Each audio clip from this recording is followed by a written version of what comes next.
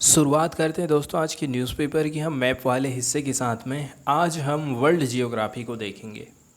चूँकि हमारा जो डिजर्ट वाला हिस्सा था वो चल रहा था, हमने डिजर्ट के अंतर्गत कुछ भारत के रेगिस्तान देखे, कुछ विश्व लेवल पर कुछ मरुस्थल देखे, जैसे कि गोबी का डिज़र्ट हो गया, सहारा मरुस्थल हो गया। इसी क्रम में यदि हम आगे बढ़ें तो हम तुर्कमेनिस्तान के काराकुम डिज़र्ट के बारे में आज चर्चा करेंगे। यहाँ पर हल्का सा जो येलो कलर आप देख रहे हैं, ये पूरा का पूरा एरिया काराकुम डिज़र्ट यहाँ पर दर्शाया गया है। जैसे कि आप ये देख सकते हैं, ये पूरा का पूरा जो एरिया येलो कलर से दर्शाया गया है तुर्कमेनिस्तान में लोकेटेड है। तुर्कमेनिस्तान के यदि आप नॉर्थ वाले हिस्से की तरफ में जाएंगे, ठीक है, तो नॉर्थ वाला हिस्सा और ये जो पूर्व वाला हिस्सा है, नॉर्थ और पूर्व वाला हिस्सा दोनों के बीच में लोकेटेड है काराकुम डिज़र्ट। यहीं पर आपको सैरी कामिस लेक देखने को मिलेगी, नॉर्थ वाले हिस्से की तरफ में जाएंगे और यहीं पर आपको एक डिप्रेशन भी देखने को मिल रहा है, मतलब तुर्कमेनिस्तान का लोवेस्ट पॉइंट है ये। जब भी कोई ट्रायंगल को उल्टा दिखाया गया है, मतलब तुर्कमेनिस्तान की वो सबसे डिप्रेशन वाली जगह है, डीप जगह, ज़्यादा गहराई में लोकेटेड है। तो तुर्कमेनिस्तान के नॉर्थ की तरफ में हमको सैरी कामिस लेक दिख रही है, जो कि ऊपर की तरफ में उज़्बेकिस्तान के साथ में और तुर्कमेनिस्तान के साथ में अपनी सीमा को साझा करती है। वहीं एकदम बॉर्डर की एकदम किनारे किनारे वाली एरिया की बात करें तो वो है काराबोगाज बे। यहाँ पर आपको ये झील दिखाई दे रही है, इसको खाड़ी के रूप में यहाँ पर दर्शाया गया है। तुर्कमेनिस्तान की ये कैपिटल हो गई। और जो ग्रीन ग्रीन कलर आपको जहाँ कहीं भी दिखाई देगा तो समझ लेना ये वाला जो एरिया है ये थोड़ा ऊंचा उठा हुआ एरिया है, हाईलैंड वाला एरिया है। एक और जो यहाँ की काफ़ी फेमस लोकेशन है तुर्कमेनिस्तान की, वो है आमू दरिया रिवर। आमू दरिया रिवर का उल्लेख हिस्ट्री में भी आप कई जगह पर पढ़ेंगे। जब हमारे देश में मुग़लों का शासन हुआ करता था, उससे भी पहले की यदि हम जब बात करेंगे तो उस टाइम में आमू दरिया रिवर का बार बार उल्लेख आता है कि आमू दरिया तक इनका शासन रहा करता था, आमू दरिया के उस पार दूसरे शासक का शासन हुआ करता था। इस प्रकार से आप देखते हैं। तुर्कमेनिस्तान की यदि हम पश्चिम वाले हिस्से की तरफ में जाते हैं तो पश्चिम वाले हिस्से में आपको कैस्पियन सागर देखने को मिल जाएगा। तुर्कमेनिस्तान की जो बाउंड्री है, नॉर्थ की तरफ में कजाकिस्तान, उज़्बेकिस्तान, और नीचे की तरफ यदि हम जाएंगे तो अफ़गानिस्तान और ईरान के साथ में लगती है।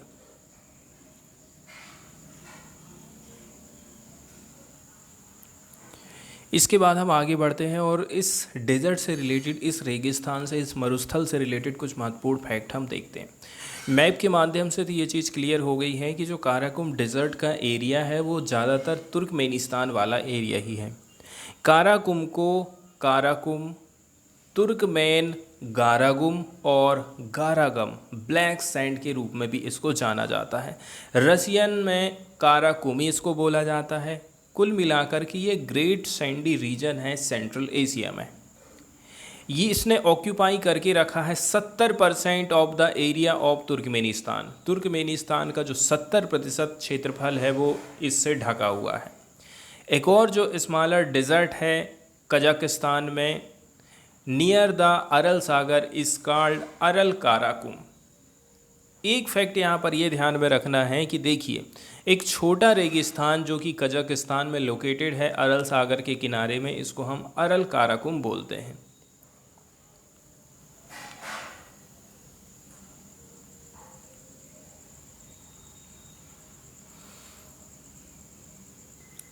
इसके बाद हम इसकी जियोलॉजी की यदि ये बात करें तो आज से 30 मिलियन साल पहले पूरा का पूरा जो काराकुम रीजन है वो कवर्ड था सी के माध्यम से। यहाँ पर एक सागर हुआ करता था। इसके बाद हम देखते हैं माउंटेन बिल्डिंग की प्रोसेस चालू होती है। यहाँ की जो भूमि है वो ऊपर उठना चालू कर देती है। ये प्रोसेस हुई थी southern part of the Turan plain. इसके चलते चलते हम देखते हैं जो सागर है वो धीरे धीरे हटते गया एंड अल्टीमेटली लास्ट में इन इट्स डिसअपियरेंस, धीरे धीरे करके ये क्या हो जाता है, यहाँ से गायब हो जाता है। इसके बाद यहाँ पर उल्लेख किया जाता है आमू दरिया रिवर का। ये पूरे के पूरे एक्रॉस काराकोरम में बह रही है, changing its bed from time to time and depositing large amount of alluvial sediment. कभी नदी इधर से गुजरी, कभी नदी वहाँ से मुड़ गई, ऐसे करके उसने अपना रास्ता चेंज करते गई। चेंज करते करते उसने क्या काम करी है, अपने साथ में जो चीज़ें बहा कर लाई थी उसको वहाँ पर जमा करते गई है, और जमा करते करते करते करते कंडीशन ऐसी हो गई है कि यहाँ पर आज के समय में हमें रेगिस्तान दिखाई देता है। तो यदि हमें इसकी निर्माण को लेकर के कभी भी हिस्ट्री में पूछा जाता है तो हम ये बता सकते हैं कि इसका निर्माण आखिर कैसे करके हुआ है। आज के समय में यहाँ पर जो रेत पाई जाती है इसमें 40 अलग अलग किस्म के आपको मिनरल्स, खनिज देखने को मिल जाएंगे। और ये सारी चीज़ें कहाँ से आई हैं? ये माउंटेन से रिलेटेड चीज़ें ही हैं जो कि इस रेत में पाई गई हैं। इसलिए हम कह रहे हैं कि माउंटेन बना यहाँ पर, इसी के चलते चलते ये रेगिस्तान का निर्माण हुआ है। इसके बाद हम देखते हैं कि आमू दरिया क्या काम करती है, अपने जो क्षेत्र है उसको चेंज कर देती है and turn to the north to drain into Aral सागर। ये नॉर्थ की तरफ में बढ़ गई ताकि सोचा इस नदी ने कि मैं अरल सागर में अपने पानी को गिराऊंगी। The surface of the Karakoram came to be shaped largely by aeolian process. इसके बाद यदि हम देखेंगे काराकोरम का जो सरफेस है उसने एक शेप धारण किया था जिसको हम इओलियन प्रोसेस बोल रहे हैं। इसी के चलते चलते इस डेजर्ट में बहुत सारे लैंड फॉर्म्स हमको देखने को मिल रहे हैं, उसी को यहाँ पर इओलाइन प्रोसेस बोला गया है। इसके बाद अगला जो टॉपिक हम डिस्कस करने वाले हैं वो नो कॉन्फिडेंस मोशन से रिलेटेड है, जिसको हम हिंदी में अविश्वास प्रस्ताव भी बोलते हैं। अभी देखा जाए तो जो मोदी गवर्नमेंट है उसके खिलाफ में विपक्ष नो कॉन्फिडेंस मोशन लेकर के आया है। देखते हैं कि कितना सफल हो पाता है, विपक्ष कितना दबाव डाल पाता है। अब विपक्ष भी ऐसी जगह में दबाव डालने की कोशिश कर रहा है जहां पर सरकार का बहुमत ऑलरेडी से है। बीजेपी ने लोकसभा में अपना बहुमत ऑलरेडी से हासिल कर लिया है, उसके पास बहुमत की पावर है, और आप वहीं पर जो है बहुमत सिद्ध करने के लिए केंद्र सरकार को बोल रहे हैं। तो जाहिर सी बात है इसमें क्लियर विनर कौन होने वाला है? ज़्यादातर चांसेस जो है केंद्र सरकार मतलब नरेंद्र मोदी के ही हैं। जब लोकसभा में किसी विपक्षी पार्टी को ये लगने लगे कि सरकार के पास बहुमत नहीं है, बहुत सारे विधायक उसको छोड़ छोड़ के हमारी पार्टी में आ गए हैं, दूसरी पार्टी में चले गए हैं, अब उसके पास में बहुमत बचा ही नहीं है, यह सदन में सरकार विश्वास खो चुकी है, तो वह अविश्वास प्रस्ताव लाती है। इसी को हम नो कॉन्फिडेंस मोशन भी कहते हैं।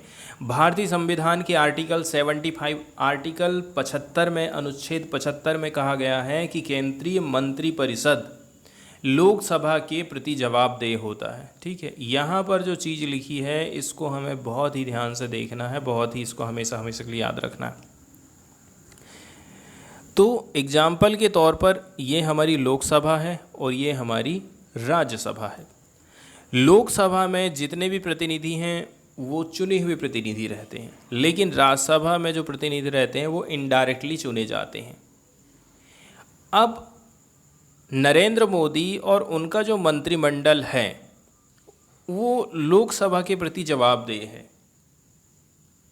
लोकसभा क्वेश्चन पूछेगी तो उसको उसका आंसर देना पड़ेगा, अर्थात इस सदन में बहुमत हासिल होने पर ही मंत्रिपरिषद बनी रहेगी। यदि उसके पास उसके विधायक भग जा रहे हैं, उसके सांसद भग जा रहे हैं, तो मंत्रिपरिषद नहीं रहेगी, वो ख़त्म हो जाएगी, प्रधानमंत्री को इस्तीफा देना पड़ जाएगा। लोकसभा की प्रक्रिया और कार्य संचालन नियमावली, शॉर्टकट में आप यही कहें कि हमारे देश में जो कानून चलता है 198(1) से 198(5) तक, कैसे करके अविश्वास का प्रस्ताव पारित किया जाएगा, कैसे करके प्रस्तुत किया जाएगा, ये सारे के सारे प्रावधान इसमें दिए गए हैं। एक ही लाइन का ये प्रस्ताव होता है जिसमें लिखा है कि भाई ये सदन मंत्रिपरिषद में अविश्वास व्यक्त करता है। 198 का के अंतर्गत अविश्वास प्रस्ताव लाने वाले सदस्य को स्पीकर के बुलाने पर सदन से इसके लिए अनुमति मांगनी पड़ती है। क्या लिखा गया है? 198(1) का के अंतर्गत जो भी सदस्य के अविश्वास प्रस्ताव लेकर के आया है, इसको स्पीकर के बुलाने पर सदन से इसके लिए अनुमति मांगनी पड़ती है। दूसरी नंबर की बात यह है 198(1) खा के अंतर्गत सुबह 10 बजे तक इस प्रस्ताव की लिखित सूचना लोकसभा महासचिव को देना पड़ेगा।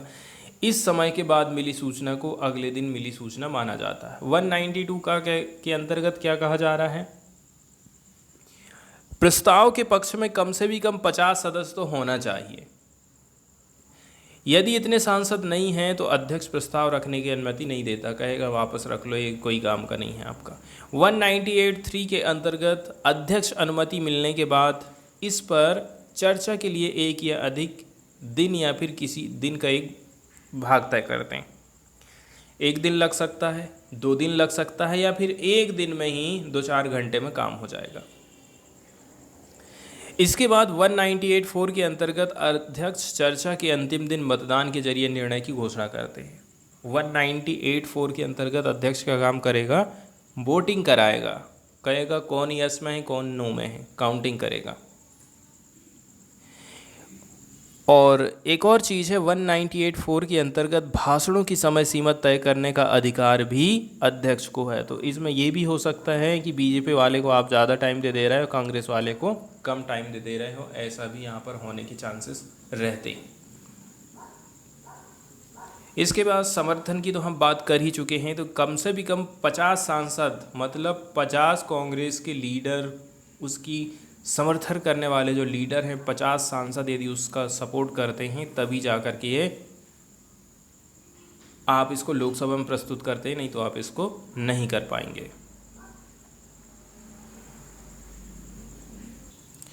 थोड़ा सा हम हिस्ट्री की तरफ में चलते हैं और देख लेते हैं कि इतिहास में अभी तक कितनी इस प्रकार की घटनाएं घटित हुई हैं, कितने अविश्वास प्रस्ताव अभी तक लाए गए हैं।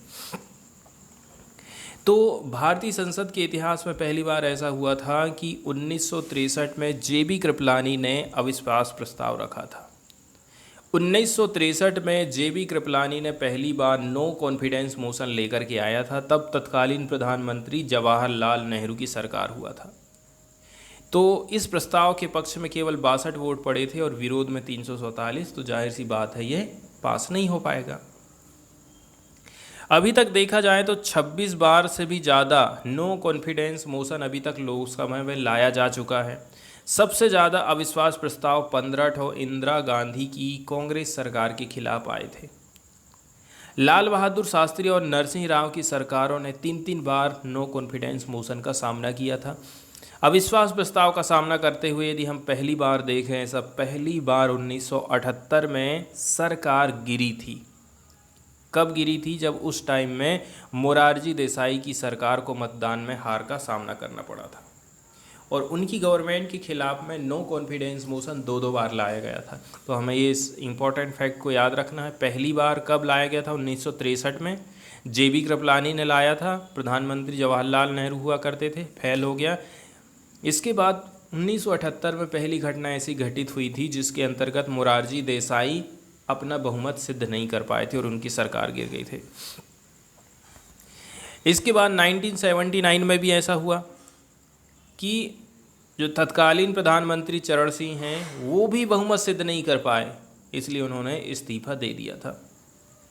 1989 में हम देखते हैं VPC राष्ट्रीय मोर्चा सरकार को भी अविश्वास का प्रस्ताव का सामना करना पड़ा था, इस्तीफा देना पड़ा। 1993 में कांग्रेस की नरसिंह राव सरकार बहुत कम अंतर से अविश्वास प्रस्ताव को पार कर पाई थी, मतलब बड़ी मुश्किल से जीती थी। इसके बाद 1997 में HD देवगौड़ा की जो सरकार थी, ठीक है, इसके बाद ये भी जो है बहुमत सिद्ध नहीं कर पाए।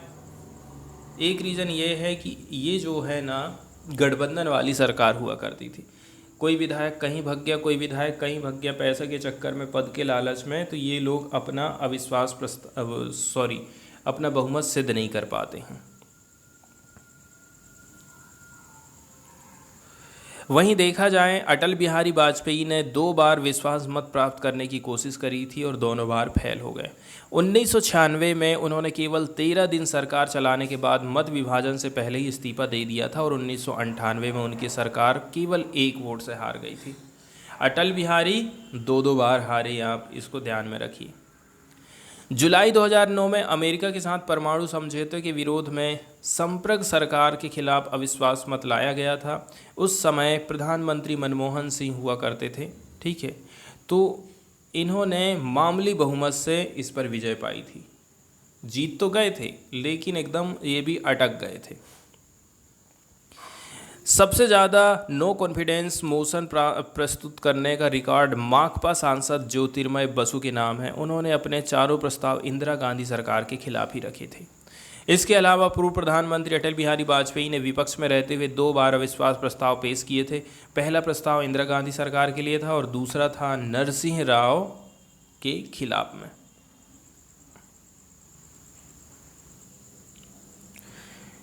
इसके बाद वाली न्यूज़ हम डिस्कस करने वाले हैं यूनिफॉर्म सिविल कोड से रिलेटेड। यूनिफॉर्म सिविल कोड क्या होता है, यदि इसको हम मोटे तौर पर देखें, यूसीसी का मतलब ये है, देखिए हिंदू धर्म में क्या होता है, शादी विवाह के जो नियम कानून चलते हैं वो हिंदू मैरिज एक्ट के हिसाब से चल रहे हैं। मुस्लिमों में शादी विवाह से रिलेटेड जो कानून हैं उनके अपने लॉ के हिसाब से, अपना उनका पर्सनल लॉ बोर्ड है उसके हिसाब से चलते हैं। तो यहाँ पर जो हिंदू और मुस्लिम हैं दोनों जो अपने अपने हिसाब से नियम कानून से चल रहे हैं, सरकार कहती है कि नहीं आपको जो है एक ही कानून के हिसाब से चलना पड़ेगा। कोई मुस्लिम व्यक्ति एक से अधिक पत्नियां रख सकता है लेकिन हिंदू नहीं रख सकता। तो ये तो हिंदू वालों को लगेगा नहीं यार हमारे साथ में भेदभाव हो रहा है, हम एक रख रहे हैं वो 2 रख रहा है। सरकार कहती नहीं, मुस्लिम लोगों को भी एक ही रखना पड़ेगा, उनको हमारे हिसाब से चलना पड़ेगा। यही चीज़ यूसीसी में देखने को मिलेगी आपको। एग्जाम्पल के तौर पर हिंदुओं में उत्तराधिकार संबंधी जो नियम कानून है वो अलग होते हैं। पहले के टाइम में आप हिंदू धर्म में देखेंगे कि लड़कियों को ज़मीन में हिस्सेदारी नहीं मिलती थी। सुप्रीम कोर्ट ने इंटरवेंशन किया था, इसके बाद आप देखेंगे महिलाएं भी अब हिस्सेदारी ले सकती हैं, वो बराबर की हकदार हो गई हैं। वहीं मुस्लिमों में ज़मीन के बंटवारे को लेकर के अलग नियम कानून हैं। तो ये सारे जो नियम कानून अभी चल रहे हैं, सरकार कहती है कि हम इन सब कानून को एक करने वाले हैं और उसको हम नाम देंगे यूसीसी, यूनिफॉर्म सिविल कोड। लेकिन इसका सबसे ज़्यादा जो विरोध दर्ज किया जा रहा है वो मुस्लिम लोगों के द्वारा दर्ज किया जा रहा है। इसके साथ साथ में जो आदिवासी समुदाय है वो भी इस कानून का बहुत ज़्यादा विरोध कर रहा है। यदि ये कानून आ जाता है और उनके ऊपर लागू हो जाता है तो उनकी जो लोकल पहचान है, उनके जो लोकल नियम कानून हैं, रीति रिवाज हैं, सरकार उन पर अपना कब्जा कर लेगी और उनको अपने हिसाब से चलाना चालू कर देगी। इसलिए इसका बहुत ज़्यादा विरोध हो रहा है। तो केरल में हम देखते हैं कि एक रिजोल्यूशन लेकर के आया गया है जिसके अंतर्गत वहाँ पर यूसीसी को स्क्रैप डाउन करने की बात करी जा रही है। वहाँ की सरकार का कहना है कि ये कोई यूसीसी वगैरह हमारे यहाँ पर चलने वाला नहीं है। The Kerala legislative assembly on Tuesday passed a anonymous resolution demanding that BJP lead union government abandon the polarising move to a draft uniform civil code. Kerala की गवर्नमेंट वहाँ की विधानसभा में एक रिजोल्यूशन लेकर के आई है जिसके माध्यम से कहा जा रहा है कि ये जो बीजेपी है ना वो जनता को बांटने का काम कर रही है यूसीसी को ला करके।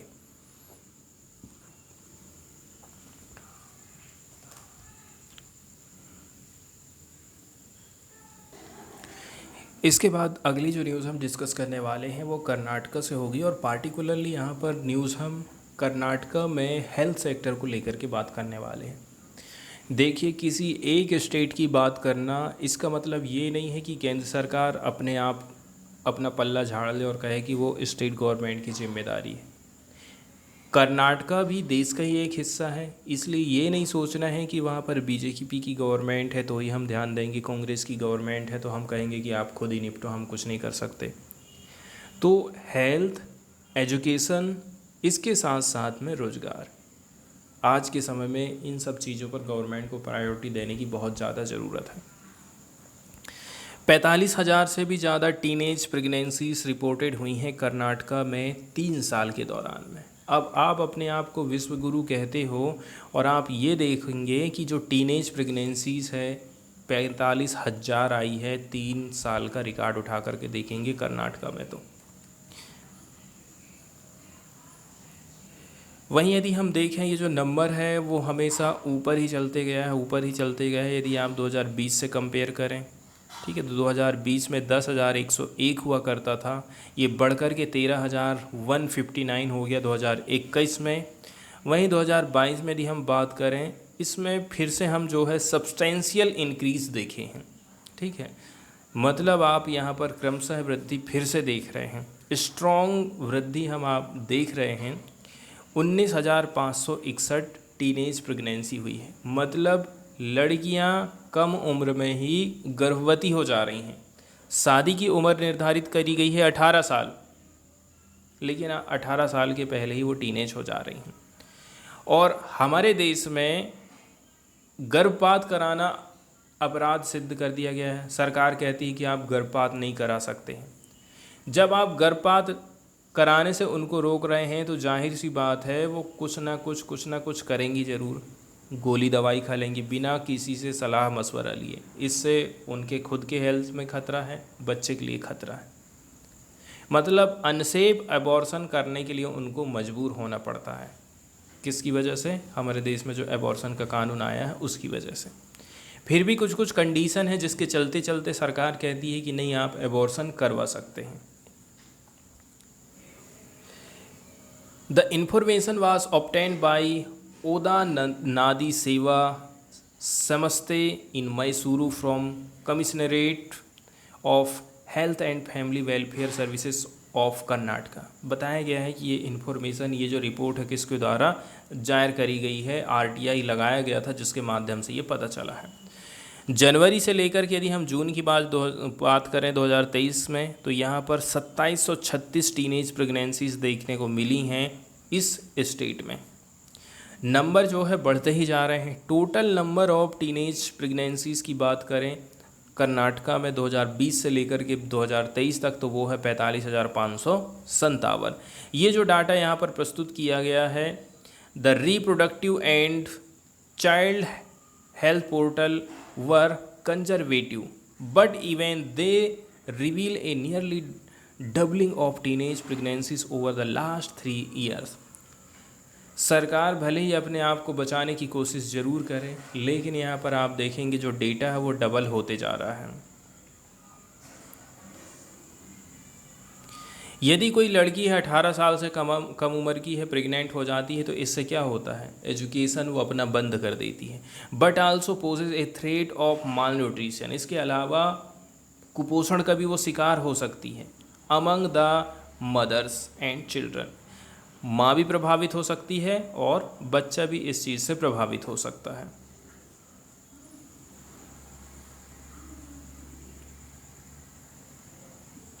इसके बाद वाली जो न्यूज़ हम डिस्कस करने वाले हैं वो टीबी की बीमारी से रिलेटेड है। टीबी की बीमारी का इलाज अब आप नए तरीके से कर सकते हैं। एक स्टडी सामने आई है जिसमें कहा गया है यदि आप अपने खान पान में सुधार करते हैं तो टीबी की बीमारी को आप प्रिवेंट कर सकते हैं, से प्रिवेंशन ले सकते हैं। एक लार्ज ट्रायल अंडरटेकन किया गया था, एक बहुत बड़ा ट्रायल कराया गया था इंडिया में। इसमें ये पता चला है कि जो न्यूट्रिशनल सप्लीमेंट होता है, इसके चलते चलते sharply cutting down tuberculosis disease,